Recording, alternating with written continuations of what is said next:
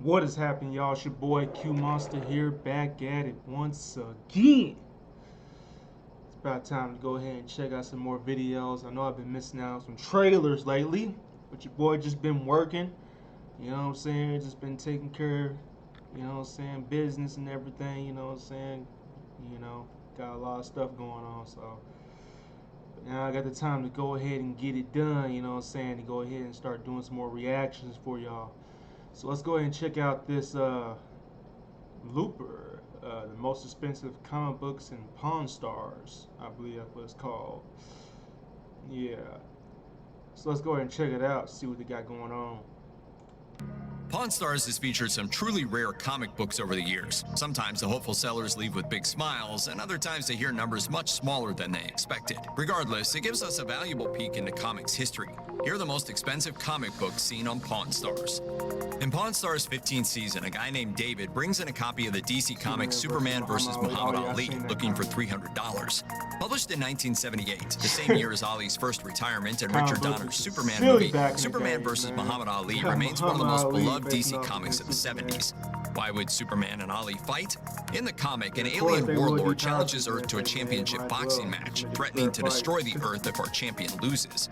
Superman and Ali fight for the privilege of representing Earth. The match takes place on a planet orbiting a red star, which temporarily robs Superman of his powers so the bout will be fair.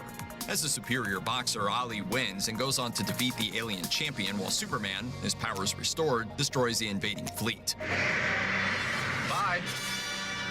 In the Pawn Stars episode, Corey calls Toy Shack owner Johnny Jimenez to the store for an expert opinion, and Jimenez says the issue is one of his personal favorites. After geeking out over the comic and the gaggle of celebrities drawn on the cover, Jimenez values it between $150 and $175.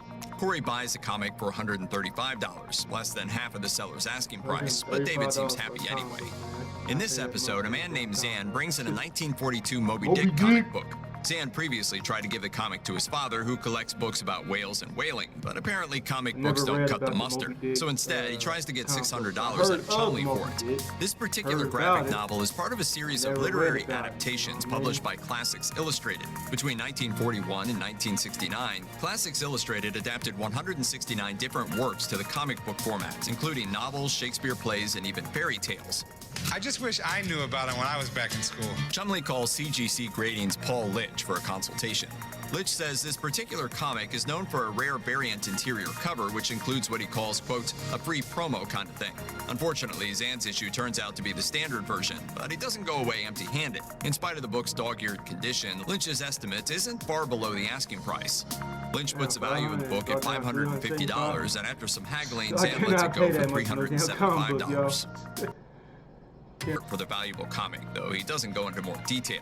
While Marvel's X-Men first appeared in 1963's Uncanny X-Men #1, many of the franchise's most popular mutants are introduced in giant-size X-Men #1. Nightcrawler, Storm, Colossus, and Magic all make their first appearances in the later comic. While Wolverine was first glimpsed a year earlier in the final panel of Incredible Hulk #180, it wasn't until giant-size X-Men #1 that we learned he's a mutant, or saw the surly attitude he's famous for. I'm ready to see a live action movie. Rick calls Paul Litch to grade the comics, but the seller clearly isn't happy with Litch's estimate on giant-size X-Men's value. While they agree on the grade, the appraiser puts the value between $550 and $600, less than half the asking price. When the seller says he needs at least $900 for it, Rick doesn't even bother trying to haggle and passes on it entirely. Oh, I love it when they play hard to get. In the same episode as giant-size X-Men #1, the seller also brings in a copy of 1963's Avengers #1, the very first story about the Marvel Comics team that grew to be a media powerhouse. He asked Rick for a whopping $4,600 for the historic issue. That's the best you can do! When Rick calls Paul Lynch in to give his 2 cents, the expert explains that the Avengers owe a large part of their existence to a missed deadline. When writer Bill Everett fell behind on his deadline for Daredevil #1, Stan Lee and Jack Kirby quickly brainstormed a team featuring some of their most popular superheroes: Thor, the Hulk, Ant-Man, the Wasp, and Iron Man. Ironically, although you could argue Daredevil is the reason the Avengers exist, it took until 2011's New Avengers #16 for old Hornhead to join the team. Well, I guess we're both disappointed then. Litch places the value of Avengers #1 fairly close to the seller's asking price, between $4,000 and $4,200. Unfortunately, Rick and the seller can't come to an agreement. Rick offers to buy it for $3,200. The seller goes down as far as $3,300 and neither will budge. To give you an idea of how many factors contribute to a rare comic book's price tag, 3 years before this scene, a high-grade copy of Avengers #1 sold for $274,850. None of this makes sense. Don't. Season 13's Silver Snatch Pawn shows us not only one of the most valuable comics to appear on Pawn Stars, but one of the most unexpected. In this episode, Zan returns with a rare copy of 1950's Adventures of Bob Hope #1. After World War II, the popularity of superhero comics waned and didn't rise again until the 60s.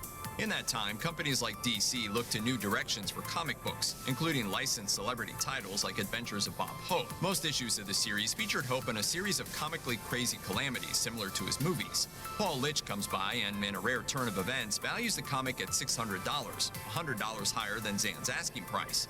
Rick seems doubtful the comic will sell, considering that Bob Hope isn't an action hero and isn't even a comedian most younger people would recognize. He haggles Zan down to $325. Do you know who Bob Hope is? The price is right. While Bob Hope may seem like a bizarre subject for a comic book, keep in mind that 109 issues of Adventures of Bob Hope were published between 1950 and 1968. Considering most comics don't even hit their 100th issue these days, Adventures of Bob Hope must have been doing something right. I'm rich. I got millions, I tell you. Juniors. Whether it's genuine skepticism or just his famous poker face, Rick rarely seems impressed with Mad, comics. But that changes when a woman named Holly presents him with a copy of 1952's Mad #1. Holly asks for $2,500 for the comic, so Rick calls in Paul Litch once again. Man, that's crazy.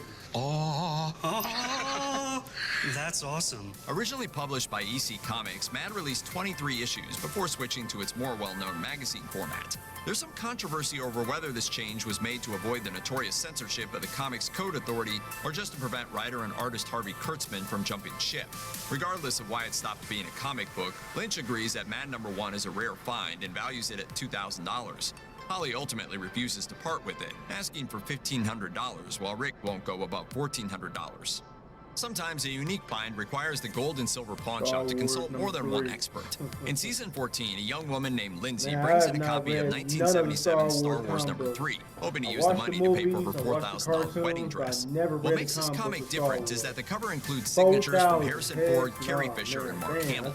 To make sure the signatures aren't forged, Chumley brings in authenticator Steve Grad. He says that not only are the autographs genuine, but he knows exactly when and where they come from. A 1977 signing at a Canadian comic book shop.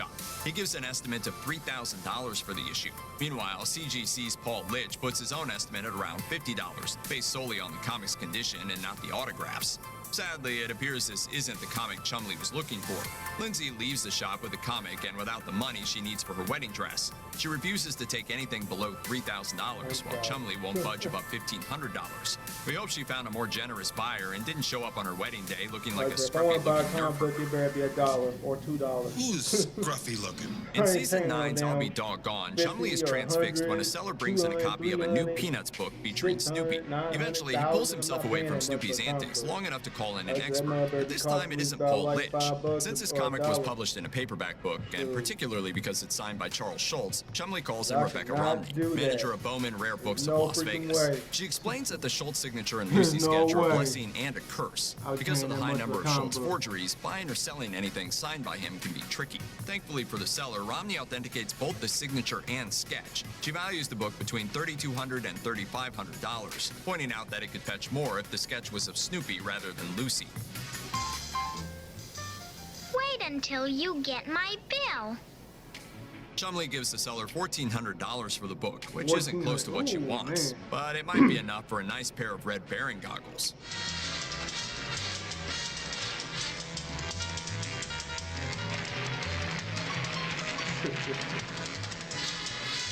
Not every superhero fan knows that Spider-Man didn't debut in his own comic series. The webhead first appeared in 1962's Amazing Fantasy #15. In Season 8 of Pawn Stars, a seller named John brings a copy of this sought-out issue into the shop, although he's unpleasantly surprised at its appraisal. Yeah, don't you touch that.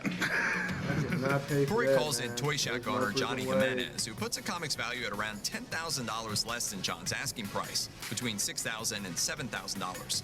According to Jimenez, the main problem is the cover, which includes a prominent Santa Fe shipping stamp, as well as stains and creases. John tries to get Corey to go as high as $10,000, but the most the big hoss will offer is $7,000. $13,000. John's disappointment is understandable. 7,000. 2 years earlier, a high-grade copy of Amazing Fantasy number 15 sold for $1.1 million. Unfortunately for him, in comic book collecting, there's a huge difference between mid-grade and high-grade. I missed the part where that's my problem.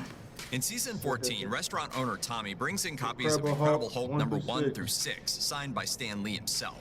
In a story that will amaze and terrify any comic book collector, Tommy says he found them while he was building his restaurant in Brooklyn, specifically, quote, in the basement behind a whole bunch of garbage. I see this as an absolute win. Tommy's comics actually represent the entire first series of Incredible Hulk. It only lasted 6 issues due to low sales, though the Hulk would remain in the Marvel Universe, helping to pound the Avengers, eventually receiving his own solo series once again and becoming one of the most iconic superheroes of all time.